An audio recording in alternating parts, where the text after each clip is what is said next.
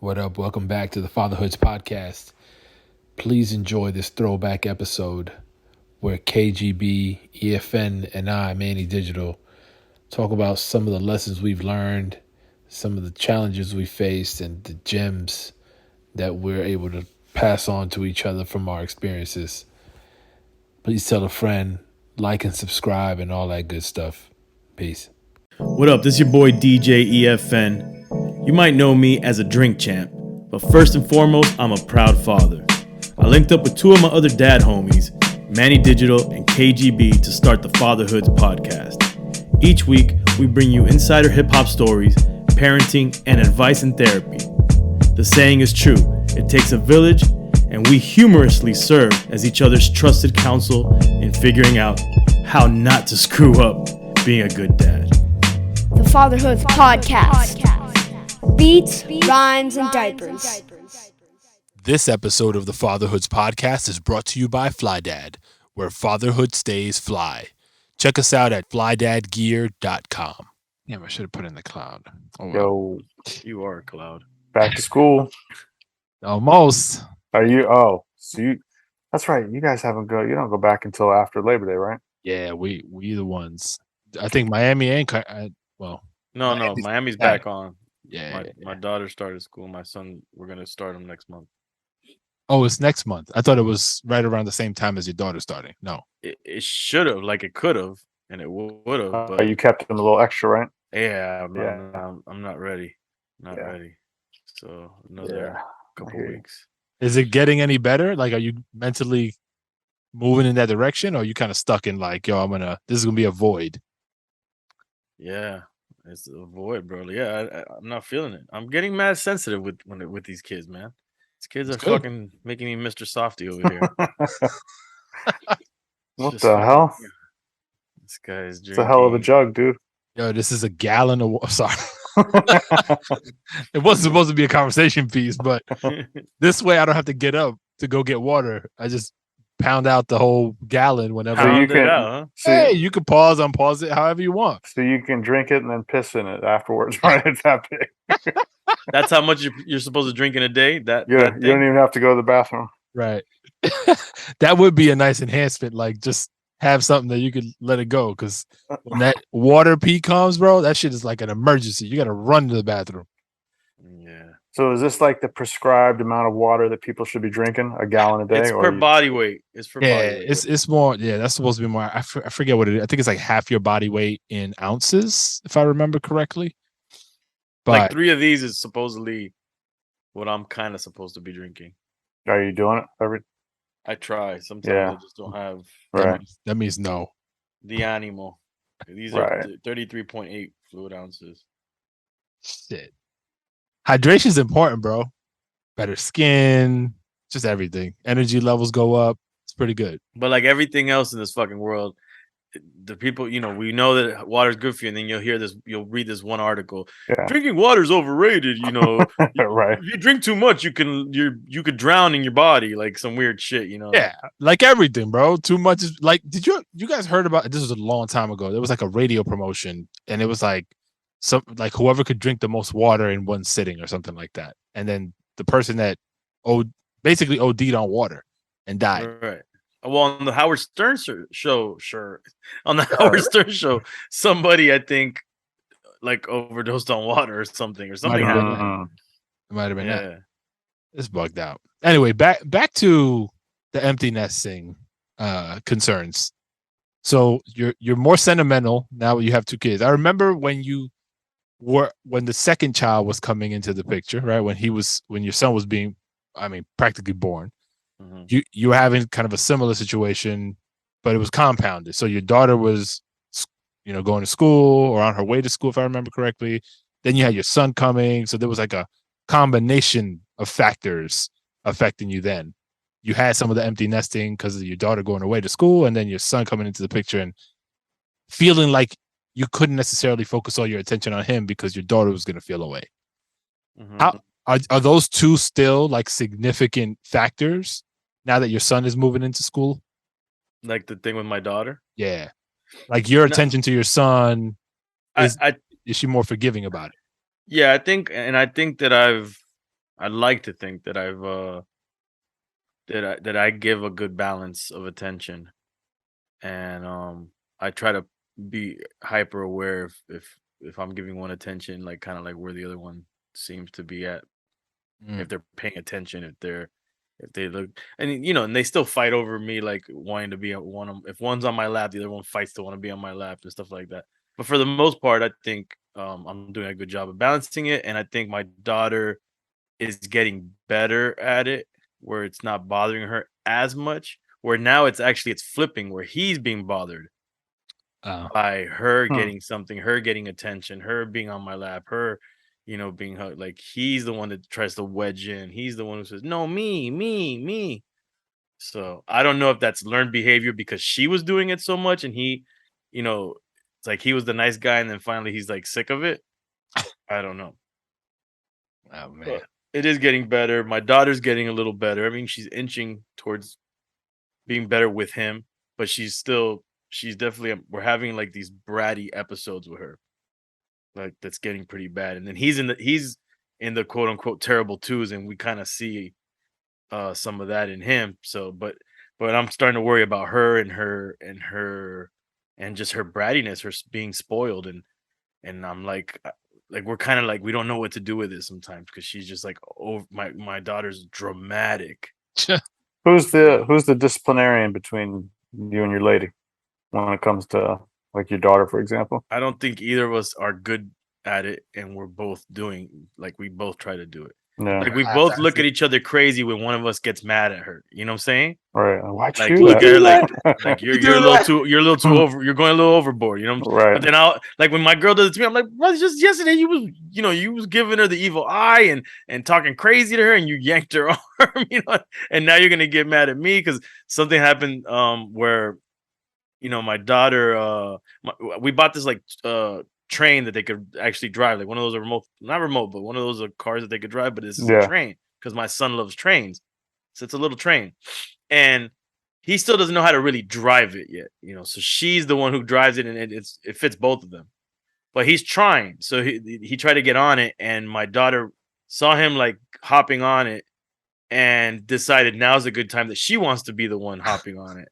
She wasn't paying no mind to it before that. Yep. So she goes over to him, and he's like, "No, me, me, me." And they're doing like this little wrestling match on top of it. She's stronger, of course.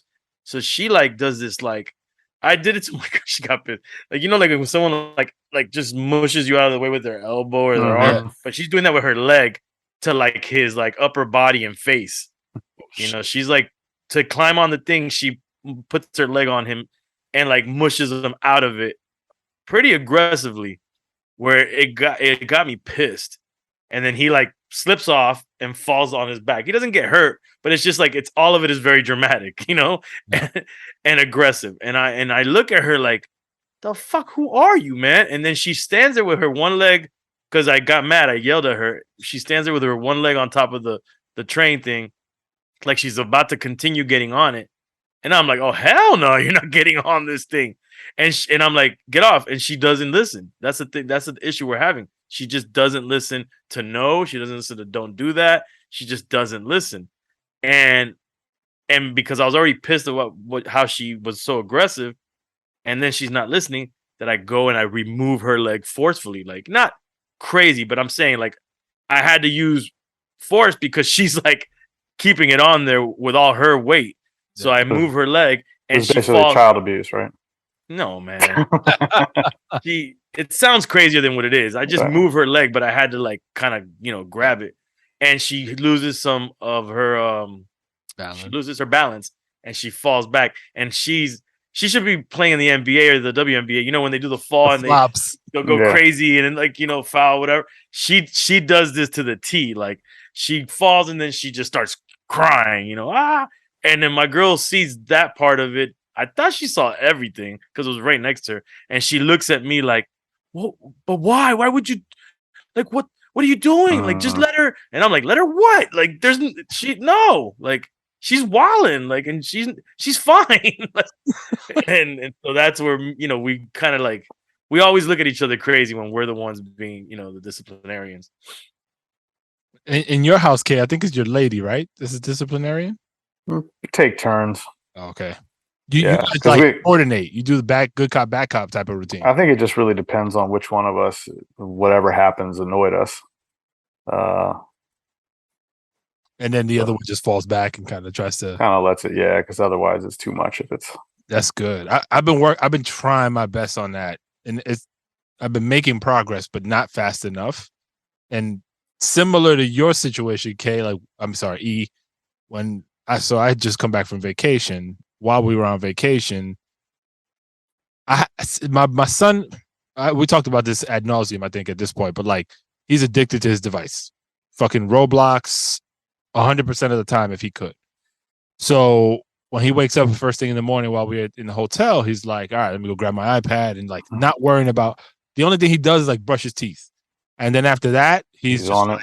Like on his device. And so it was one morning when we were gonna kind of race. You get concerned at all when you start seeing that? I'm always concerned about it, which is kind of what pisses me off. And then I kind of not blow up, but like I kind of address it with him multiple times, almost every day. So this day we were getting ready to leave early from the hotel to go, grab chairs at the resort and like go be by the pool and all that kind of stuff. So before we go, like, get your sun lotion and all that kind of stuff together before you start doing anything else, right? Like get prepared so we can bounce.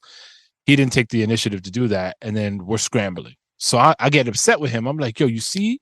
I'm like, yo, this fucking iPad has always got you like off your shit. And then we dropped it. And then like a minute later, he's like in the way of where I was walking toward. So I bump him, kind of like a mush, like you was talking about, right? On his chest. And I kind of push him away a little bit. I'm sure your wife didn't like that. Nobody liked it. I mean, we kind of play like that, but because it was so close to me being angry with him, in his mind, he connected the two. Right. This is a consequence of me not doing my thing. So my dad's upset. This is kind of him being upset. Right. Mm-hmm. But it wasn't. I was kind of more playing with him. So it wasn't like I shoved him out of the way, like on some like crazy shit. But I did nudge him. And I could tell that didn't rub him the right way. And like an hour later, I'm looking at him and he's not good. Like you could tell something's up. So I'm like, yo, what's going on, man? Like, you all right? And it took me a little bit, but he finally shared, like, you pushed me earlier. And I was like, yo, you've been holding on to that for an hour already? I was like, yo, all right, my bad. If you didn't like you're a dick, man. Yeah, I'm a dick. But I apologize, and I told him, look, that's not I was playing, but I get why you took it that way because it happened so quickly after I was upset with you. And we had a little bit of a dialogue, and then I was like, yo, listen, no matter how crazy the situation might be or how much you think that I'm not going to listen to you, you got to share how you feel because you shouldn't be holding on to shit. Like we should have the conversation. And like, if there is justification as to why that whatever happened, like I'll explain it to you in a more calm situation, but we have to address it. We can't just let that shit simmer. At least you could tell he was off. I can always tell with them. Like this, I could tell sometimes before maybe they just don't admit it, but before they even realize it. And the same shit happened with my daughter later in the day. I didn't push her. She was just bothered by some shit, and we had the same conversation. So it was like, I say all that, yes, to express what happened and how we resolved it. But like, do you find yourself, Kay, like in situations like that with your son? Just because he's a little older than Ease, I feel like you might come across it more often. Yeah, I mean, there's times where he could do something to annoy me, and there have been times where it's like I may have snapped at him where I probably didn't need to, but I did, and then I can tell right away that his demeanor is like something has changed in the air, and that then he'll tend to like want to go hang out with mom a bit more. You know what I mean? And stay away from me. And so you're on the shit list now. Yeah, basically. And do you find yourself snapping more when you're like stressed from work?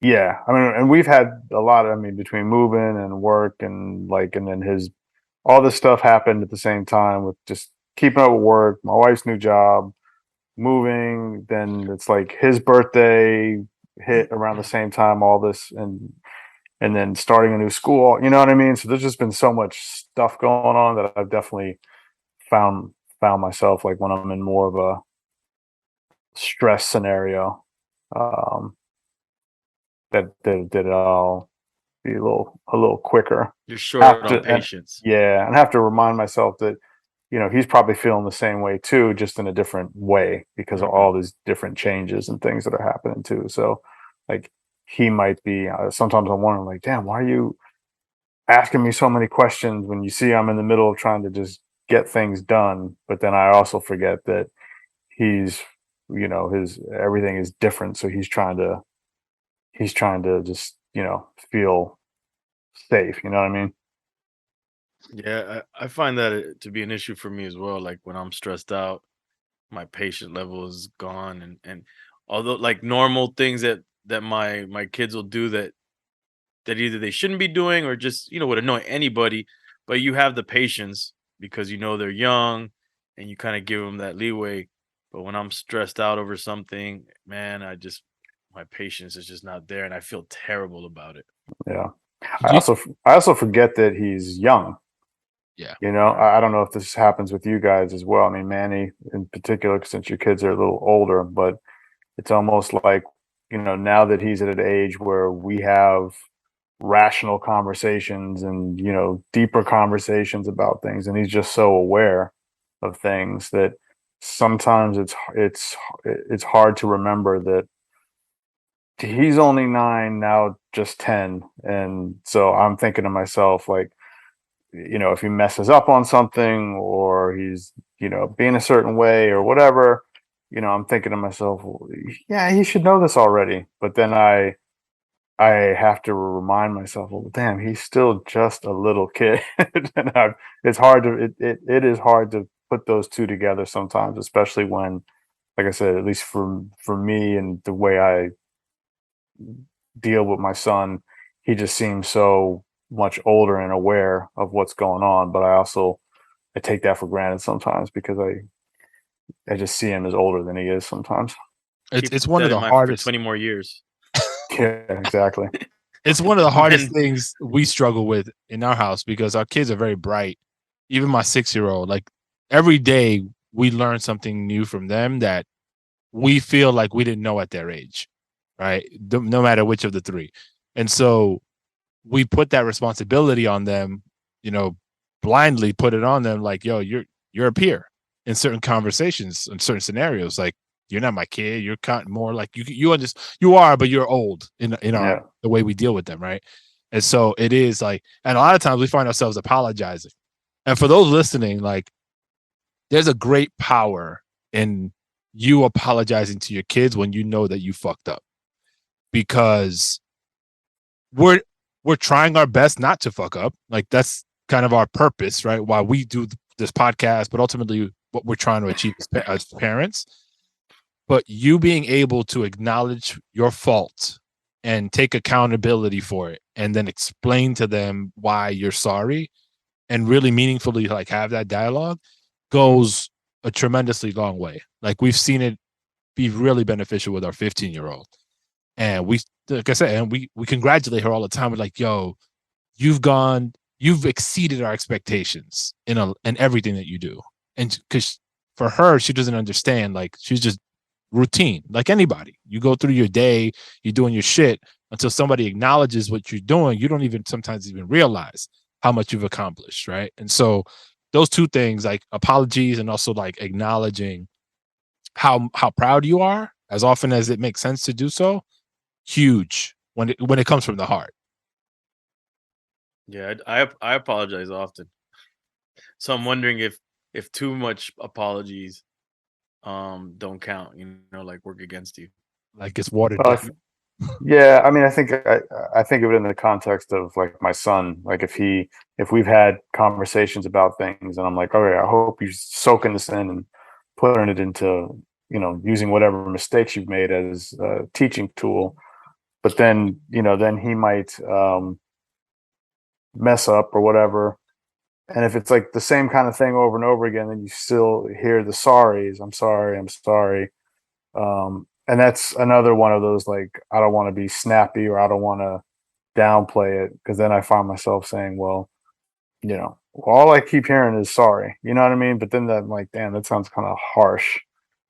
Maybe he is sorry, but then it's also like, well, you should know better by now. You don't just don't do the same thing and then keep saying sorry for it all the time. So maybe that's what you're feeling, is that, like, it's that maybe it's sorry for the same thing, and why does it repeat? Yeah, I mean that's what it is, because I'm always apologizing if I feel like I overreact to something, because I'm very like impulsive in my reactions to something. I'm very whatever, the loud Cuban guy that's gonna be like, "Hey!" And then I feel like maybe that was a little too much, and I say, I'm sorry, and I get down to her level. My daughter usually is the one, and I tell her I'm sorry, and I just feel like, man, can it does it mean something if you continue to do it? I mean, I don't do it that much, but I just do it enough where I'm like, either I have to correct what I'm saying sorry for, and like, why can't I just correct this? Or Yeah. it's just not that she's gonna be like, you ain't fucking sorry. Yeah. I think it does start to mean less the more you hear it, especially no matter parent or adult, if it is tied to the same kind of thing, Right. because that means whoever is sorry isn't really trying to correct or having a hard time correcting whatever it is they're sorry for. And it could be like what you said, it could be teaching them that it's a word to just be using. Like my daughter's always like, I'm sorry for everything. And it's like, but then she'll do it again right there after she says I'm sorry. And then she'll say, I'm sorry right after. And it's like, yo, why are you even using the word sorry anymore? Like, Right. you should just be telling me I'm gonna do it again right now. Yeah. I think so. I think this both things can be true, right? If you're constantly saying sorry, then yeah, it's gonna water it down and it's gonna mean nothing after a while. But if those I'm sorry's are heartfelt and you like really engage in like the conversation around why you are, I think it does mean something. But again, like you have to try to correct the behavior, or else you fall in the rut of like, this person's not dependable. I shouldn't believe what they're saying. Right. I mean, I don't think I do it as much as in my mind that I think I do it. Yeah, I'm sure. And I do it heartfelt, but yeah, I think about that often. I'm like, damn, maybe she's probably like, yeah, whatever, bro, you ain't sorry. You did that yesterday, I think you still got time before that kicks in. Yeah, fellas, I see the fatherhood signal on my end. I gotta make that mission. Yeah.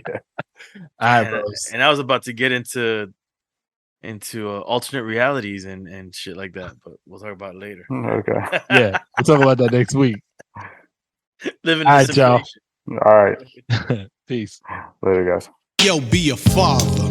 If not, why bother, son? A boy can make 'em, but a man can raise one. Be a father to your child. Be a father to your child.